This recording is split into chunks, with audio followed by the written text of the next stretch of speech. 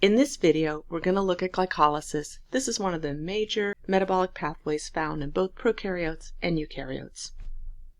Glycolysis is a series of reactions. There are 10 reactions in which the starting material, glucose, is converted into 2 pyruvate molecules.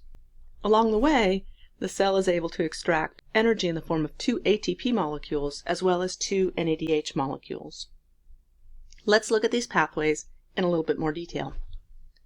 So here's an overview of the reaction, and it's a little bit complicated, so I want to break it down and talk about it one by one. I find the best way to do this is to focus simply on the carbons and follow them rather than look at the complete structure. So I'm going to begin by reminding you that the starting material, glucose, is a 6-carbon compound. Here I've drawn it in the straight chain form just so it'll be easy for you to see. And what I'm going to do is I'm going to use this little device where I'm going to illustrate it as dots, as circles, where each circle represents a carbon. So the first thing that's going to happen in glycolysis, step 1, is that a phosphate group is added to the 6-carbon, creating a compound called glucose-6-phosphate, and the molecule that's donating this phosphate group is ATP, so the cell actually consumes energy as it does this. This reaction is catalyzed by an enzyme called hexokinase. The second step is to take glucose-6-phosphate and convert it into another 6-carbon compound called fructose-6-phosphate. Now, in this form, where we're just looking at the carbons, these two molecules look the same, although if we looked at their actual chemical structures, we'd see a difference between them.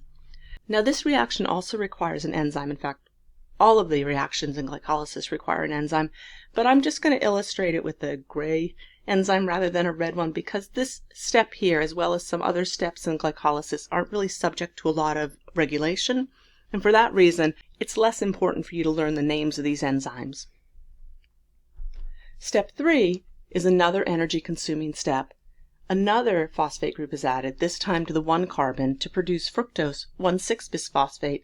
And once again, that phosphate group is donated by ATP, so we consume another molecule of ATP. And this reaction here is catalyzed by phosphofructokinase. And again, I'll color this enzyme red because it's going to be subject to regulation. We'll come back and look at it.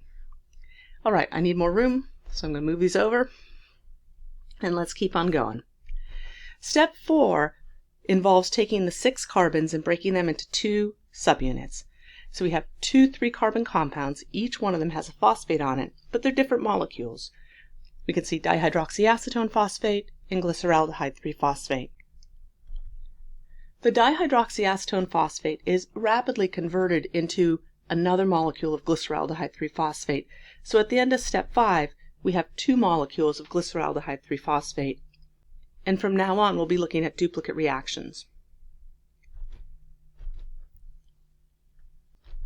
All right, I'm going to make just a little bit more room, and then we'll look at them.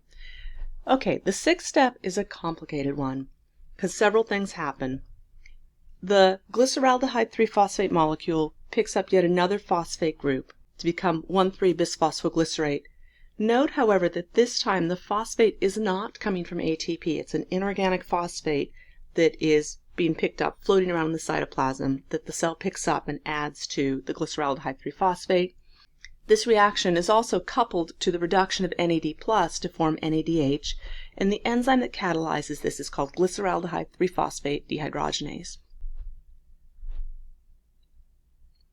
In step 7, we'll get some ATP out of this reaction, because the 1,3-bisphosphoglycerate is converted into 3-phosphoglycerate by an enzyme called phosphoglycerate kinase, and this is going to yield a molecule of ATP, one for each of the 3-carbon compounds.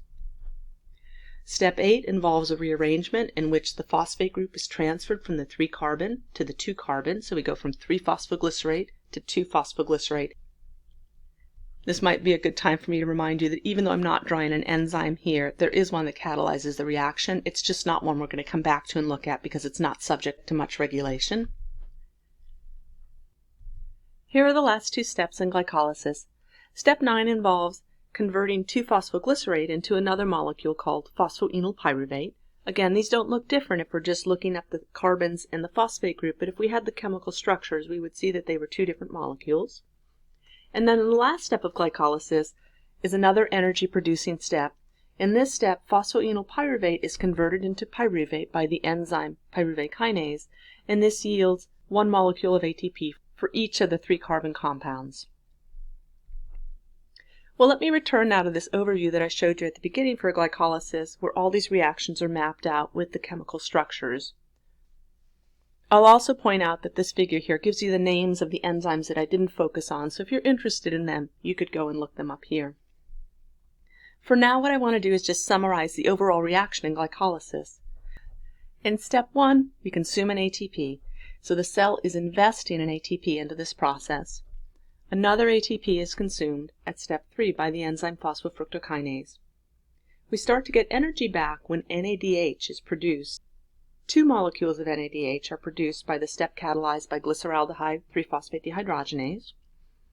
And then in the subsequent step, we'll get out 2 molecules of ATP, 1 for each of the 1,3-bisphosphoglycerate molecules, and 2 more ATP are generated in the last step. So the overall reaction for glycolysis then will be 1 glucose molecule reacting to form 2 pyruvate molecules and generating 2 ATP and 2 NADH molecules. Now, glycolysis by itself doesn't generate very much ATP or NADH, but it is an essential reaction because it produces pyruvate, which itself is a major branch point in the cell and can be fed into other metabolic pathways, either fermentation or the tricarboxylic acid cycle. And if pyruvate is imported into the mitochondria and oxygen is present, then the TCA, the electron transport chain, and the ATP synthase together will generate a lot of energy for the cell. But I think we'll leave that for another video.